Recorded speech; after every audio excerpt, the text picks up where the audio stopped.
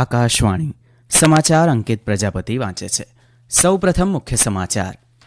પ્રધાનમંત્રી નરેન્દ્ર મોદીએ કહ્યું છે કે ભૂટાનના નેતૃત્વ સાથેની તેમની વાતચીત ભારત ભૂટાન મિત્રતાને વધુ વેગ આપશે. વિદેશ મંત્રી ડોક્ટર એસ જયશંકરે અરુણાચલ પ્રદેશ પર ચીનના દાવાને હાસ્યાસ્પદ ગણાવ્યો છે. કોંગ્રેસે ગઈકાલે આગામી લોકસભા ચૂંટણી માટે 45 ઉમેદવારોની બીજી યાદી બહાર પાડી છે.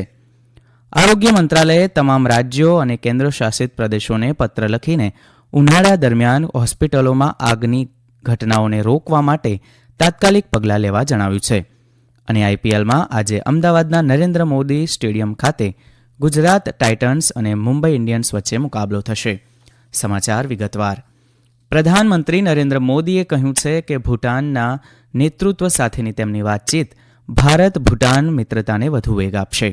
શ્રી મોદીએ તેમની ભૂટાન મુલાકાતને ખૂબ જ વિશેષ ગણાવી, કારણ કે તેમને રાજા જિગ્મે ખેસર નામગ્યાલ વાંગચુક અને ભૂટાનના પ્રધાનમંત્રી શેરિંગ તોબગેને મળવાની તક મળી હતી. તેઓ ભૂટાનની 2 દિવસીય સરકારી મુલાકાત પૂર્ણ કર્યા બાદ ગઈકાલે બપોરે દિલ્હી પરત ફર્યા હતા. ખાસ મુલાકાતમાં ભૂટાનના પ્રધાનમંત્રી સાથે ભૂટાનના રાજાએ એરપોર્ટ પર શ્રી મોદીને ઉષ્માભેર વિદાય આપી હતી. એક સંદેશમાં શ્રી મોદીએ કહ્યું કે તેઓ ભૂટાનના રાજા દ્વારા વિશેષ મહેમાનગતિથી સન્માનિત થયા છે. તેમણે ઓર્ડર ઓફ ધ ડ્યુક ગ્લાલ્પો એનાયત કરવા બદલ આભાર પણ વ્યક્ત કર્યો હતો. શ્રી મોદીએ પણ ભૂટાનના લોકોનો તેમની ઉષ્મા અને આતિથ્ય માટે આભાર માન્યો અને કહ્યું કે ભારત હંમેશા ભૂટાન માટે વિશ્વસનીય મિત્ર અને ભાગીદાર રહેશે.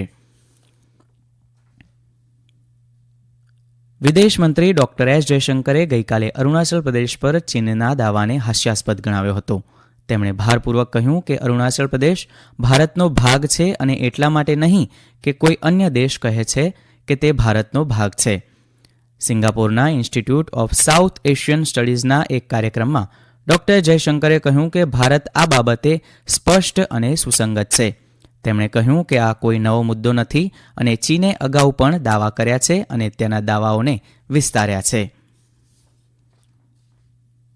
કોંગ્રેસે વારાણસી લોકસભા બેઠક પરથી પ્રધાનમંત્રી નરેન્દ્ર મોદી સામે ઉત્તર પ્રદેશ એકમના પ્રમુખ અજય રાયને મેદાનમાં ઉતાર્યા છે.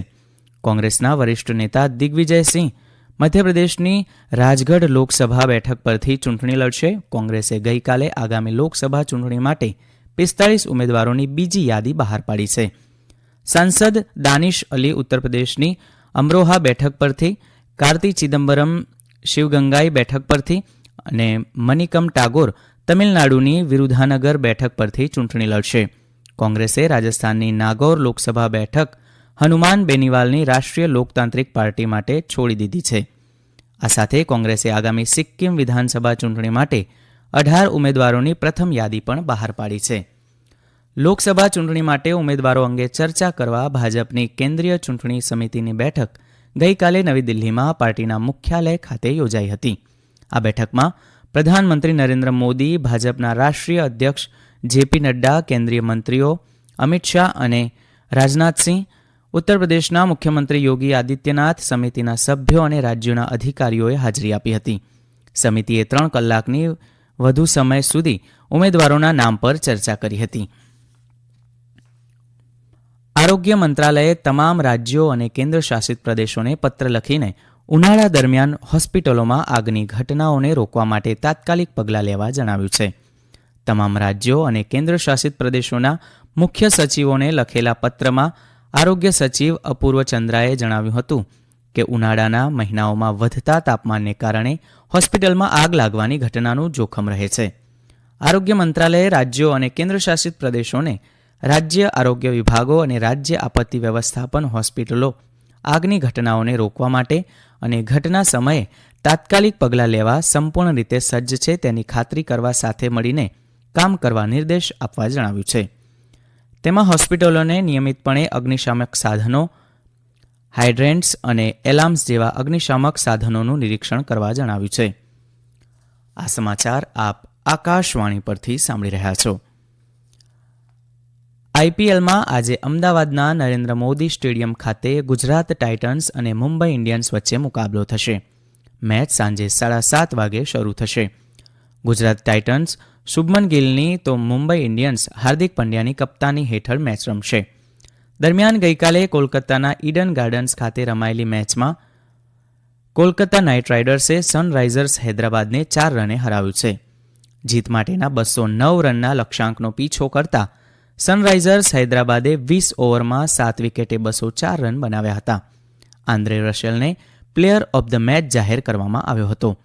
અન્ય મેચમાં પંજાબ કિંગ્સે ચંદીગઢમાં દિલ્હી કેપિટલ્સને 4 વિકેટે હરાવ્યું હતું. 175 રનના ટાર્ગેટનો પીછો કરતા પંજાબ કિંગ્સે 6 વિકેટ અને 4 બોલ બાકી રહેતા ટાર્ગેટને પાર કરી લીધો હતો. આજે રમાનાર અન્ય મેચમાં રાજસ્થાન રોયલ્સનો મુકાબલો લખનૌ સુપર જાયન્ટ્સ સાથે થશે. આજે વિશ્વ ટીબી દિવસ છે. લોકોમાં ટીબી રોગ વિશે જાગૃતિ વધારવા દર વર્ષે 24મી માર્ચે વિશ્વ ટીબી દિવસની ઉજવણી કરવામાં આવે છે. આજે આરોગ્ય વિભાગ દ્વારા વિવિધ કાર્યક્રમો દ્વારા લોકોને ટીબી એટલે કે ક્ષય રોગ વિશે જાણકારી માર્ગદર્શન આપી જાગૃતિ કેળવવામાં આવશે. રાષ્ટ્રપતિ દ્રૌપદી મુર્મુએ દેશની જનતાને ટીબી મુક્ત બનાવવા સૌને આહવાન કર્યું છે. તેમણે કહ્યું કે ટીબી દિવસ નિમિત્તે યોજાતા કાર્યક્રમોથી લોકો ક્ષય રોગને નિયંત્રિત કરવાના પડકારો વિશે જાગૃત થશે.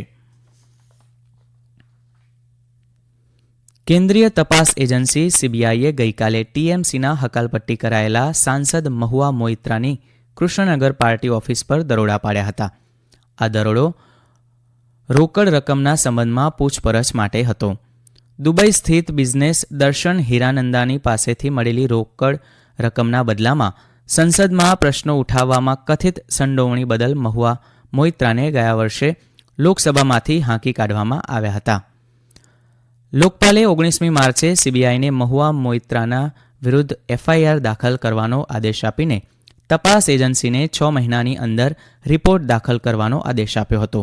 સીબીઆઈએ કૃષ્ણનગરમાં પાર્ટી ઓફિસની બાજુમાં અન્ય એક ઘરની પણ તલાશી લીધી હતી. સીબીઆઈએ કોલકાતાના અલીપુર ખાતે મોઇત્રાના ફ્લેટ પર દરોડા પણ પાડ્યા હતા. લગભગ 7 કલાક સુધી શોધખોળ ચાલુ રહી હતી. જમ્મુ અને કાશ્મીરમાં સુરક્ષા દળોએ શ્રીનગરમાં 4 આતંકવાદી સહયોગીની ધરપકડ કરીને પ્રતિબંધિત આતંકવાદી સંગઠન જૈશ એ મોહમ્મદ સાથે જોડાયેલા એક મોટા આતંકી મોડ્યુલનો પર્દાફાશ કર્યો છે. ચોક્કસ માહિતીના આધારે નોગામ પોલીસ સ્ટેશનના અધિકાર ક્ષેત્રમાં કેનીહામા વિસ્તારમાં શ્રીનગર પોલીસ 50 રાષ્ટ્રીય રાઇફલ્સ, વેલી ક્યુઆરટી અને 29 બટાલિયન સીઆરપીએફનો સમાવેશ કરતી સંયુક્ત મોબાઈલ વાહન ચેકપોસ્ટની સ્થાપના કરવામાં આવી હતી. ચેકિંગ દરમિયાન સંયુક્ત દળ દ્વારા એક વાહનને અટકાવવામાં આવ્યું હતું અને ગઈકાલે સાંજે 4 આતંકવાદી સહયોગીની ધરપકડ કરવામાં આવી હતી. તેમની પાસેથી ગુનાહિત સામગ્રી, હથિયારો અને દારૂગોળો મળી આવ્યો હતો. પોલીસે તેમની વિરુદ્ધ કેસ નોંધીને વધુ તપાસ હાથ ધરી છે.